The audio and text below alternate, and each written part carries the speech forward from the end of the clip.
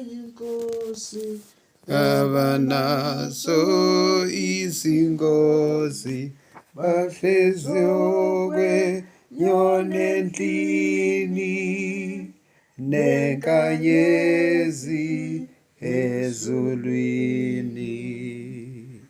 Uyinkosi yaphezulu ubathande kakhulu ubafaka ekhwapheni bangengene ekufeni. Kakumuntu onamandla okuchithela kibandla yena usindisimpela usiphathu sivikela.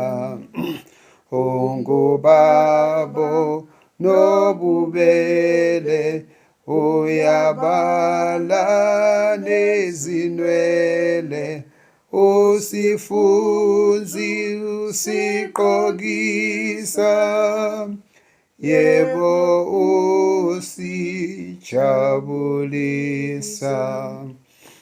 Jabula-ke ngakho bandla uvikelwa onamandla zonke zakho-ke izitha uzisusa ezichitha.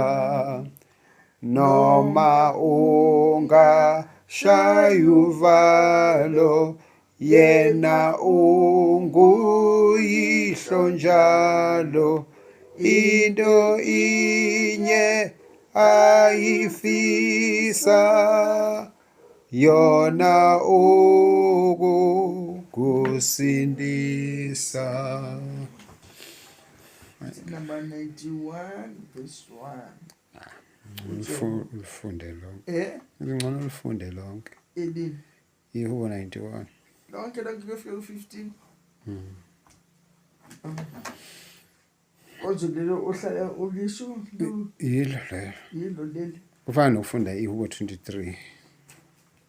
uJehova ungumlondolozi yena owakhile kusithekeni kophezu konke nohlezi emthunzini kaSomandla. Uthi kuJehova uyisiphephelo sami nenqaba yami noNkulunkulu wami engimethembayo. Ngokuba yena uyakukhipha ogibeni lomcuphi nasobhadaneni olubhubhisayo. Ngezimpaphe zakhe uyakusibekela uphephele phansi kwamaphiko akhe. Ukuthembeka kwakhe kuyisihlangu nehawu. Awuyi kwesaba ivuso lasebusuku nomcibisholo ondiza emini nobhadane oluhamba ebumnyameni nesifo esibhubhisayo emini enkulu. Bayakuwa abayinkulungwane ngaseceleni kwakho nabayinkulungwane eziyishumi ngakwesokunene sakho, kepha akuyi kufinyelela kuwe.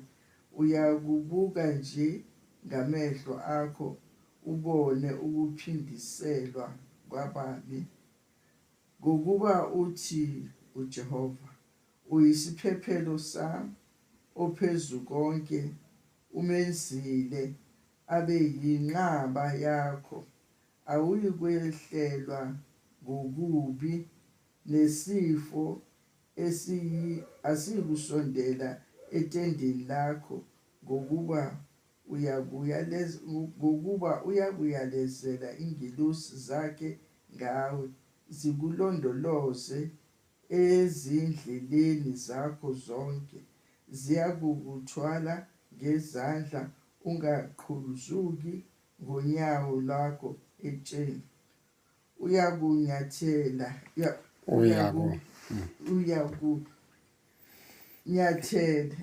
Uyakunyathela. kodwa ingonyama awunyathela ingonyama nebululu unyathele phansi ibhongo lengonyama nodragu ngenxa yokuba enamathele kimi. Ngakho ngiyamkhulula ngiyamphakamisa ngokuba elazi igama lami.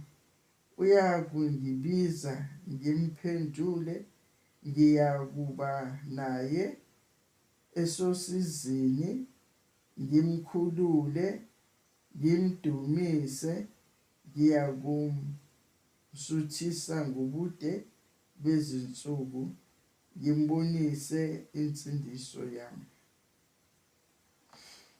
Amazwi ehubo ka-91. Wathanda kakhulu lapho ethi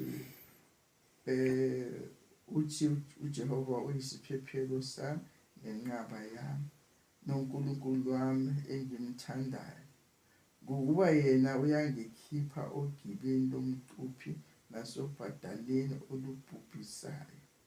Ngoba abacuphi bayasicupha njengezinyoni mazicushiwe abantu abacuphi bazibekela ubhadane ukuthi zizobambeka kulo, kepha uNkulunkulu asiphunyule siphume kulelo bhadane abacuphe ogibeni abacuphi abasicupha ngalo, ngoba uNkulunkulu enathi ngaso sonke isikhathi.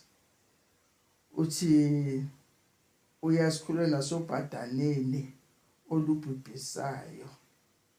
Ziningi izinto ezibakhona zibe ubhadane, kube ubhubhane, kubhujwe, kepha uNkulunkulu uyasisindisa nalapho. Uma singabantwana bakhe sisindisiwe, asifake ngaphansi kwezimpaphe zamaphiko akhe. Nalapho esho khona ukuthi bayakuwa abayizinkulungwane eziyishumi ngasesandleni sokunene, kepha akuyi kufinyelela kuwe. Abantu nethi bewa ngapha silokhu sibabona bewa, besibonile kuyilokhuzana kwi-COVID, bewa abantu, kepha uNkulunkulu wasigcina nalapho ku-COVID sadlula saphunyuka. uNkulunkulu wabanathi ngoba sisithembele kuye, sithembele ukulondolozwa kuye. Uthi awuyikwehlelwa ngokubi, nosifo asiyikusondela ethendeni lakho. Uma sithembele uNkulunkulu asiyikwehlelwa ukubi, nesifo asiyikwehlela ethendeni lethu. Thende kusho ukuthi indlu yethu. uNkulunkulu asisize, asiphe la umandla ukuthi sibheke sithembele kuye njengoba leli hubo lisho ka-91. Amen. Amen. Imvamisa nale mikhuleko le yenziwayo, khona imikhuleko yenziwa 24/7, bayathanda ukuhlanganisa le hubo leli nehubo 23. Bekhuleka ngawo bese benjani berefera kuwo omabili. uJehova umalusi wethu asikweswele. So usually ma kwenziwa imikhuleko le yokukhulekela ibandla, ukuvikeleka kwizitha ezilihaqile nakuzimo lezi zifana ne-COVID njalo, bahlanganise omabili u-23 no-91. Okay. Lapho uNkulunkulu asivikela khona, esisindisa khona. Uyavumelana njengoba uDavide esho nje, noma ngihambe egodini sethuzi lokufa ngiyiswaba. Njengoba nala lesigcina lisho kanjalo ukuthi bayakuwa abayizinkulungwane nabayizinkulungwane eziyishumi emaceleni ethu. uNkulunkulu uzaloko esilondile. Yiloko esibhekile lesikubonayo uNkulunkulu asenzela khona. Ephakamisa isandla sakhe kwabamthembayo uNkulunkulu. Njengoba lisho lithi babheka kuye phezulu ubuso babo banjani, bajabula, bathokoza. Lelo hubo lelo bakhanya babheka kuyo phezulu ubuso babo bakhanye. Okay. Masiloku sibheke phezulu kuNkulunkulu singabhekanga phansi, yeba siwaphakamisa amehlo siwabhekise phezulu. Owabantu baka-Israyeli uma uMose ephakamisa inyoka,